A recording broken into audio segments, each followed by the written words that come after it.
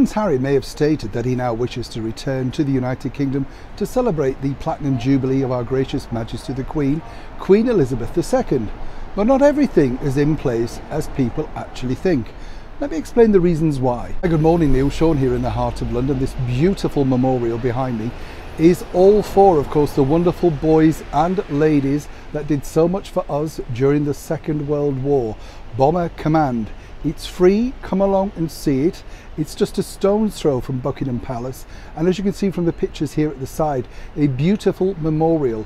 Over 55,000 people lost their lives during that particular era. A lot of people were left very sad, obviously during that particular time, and it's a beautiful memorial, and it's a nice moment really to sit back, reflect, and just of course remember everything they gave up for us today. Our freedom and our right to live the lives that we are living today, including of course our gracious Majesty the Queen, who is busy celebrating her Platinum Jubilee year. Now she's hoping, yes, that her grandson Prince Harry will be returning to the United Kingdom to help celebrate alongside his wife, the former cable TV actress Meghan Markle, and for the very first time both of their children. But according to a very good source, all is not what it seems. Simply because, as we know, Prince Harry has spoken at length about his own mental health issues. In fact, we learnt rather recently that Prince Harry has actually been in therapy since the age of 28. This is baffling in itself because, as you recall, during that interview with the television personality Oprah Winfrey, Prince Harry really never mentioned that. He saved that for the Apple TV series. And also, let's not forget, he sat silently while his wife spoke about the fact that she didn't receive any help when she was going through her own mental struggles, allegedly. It's odd, isn't it? Because if he'd been going to therapy since he was 28, why didn't he simply put her in touch with his own therapist?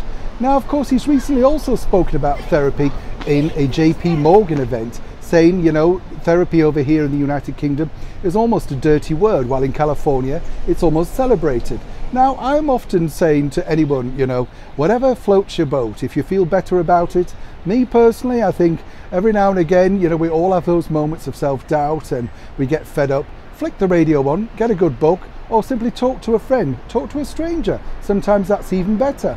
Go out for a coffee, you know, save a lot of money on therapy is what I'm saying. For some people it works, for some it doesn't. So, of course, it's horses for courses. But now this could be a bigger problem for Prince Harry because, according to that good source, he doesn't feel very comfortable being away from his therapist for such a period of time. Now, a lot of celebrities, and let's be honest, that's what Harry and Meghan are now, often travel with their therapists. Seriously, they do. I've interviewed many stars whose therapists have sat into the interviews. Strange in itself.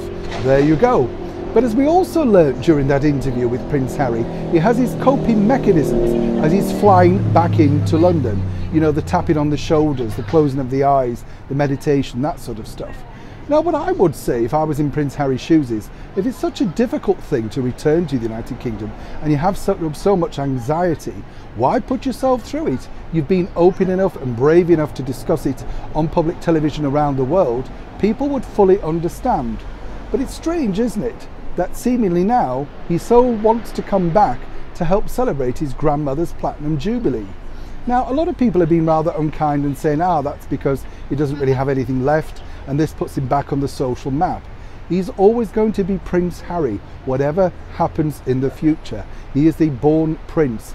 People will pay to sit next to a prince. It's not going to be a problem for him. But moving forward, as the brand gets watered down, naturally, any royal association can often help those that want to be associated with you.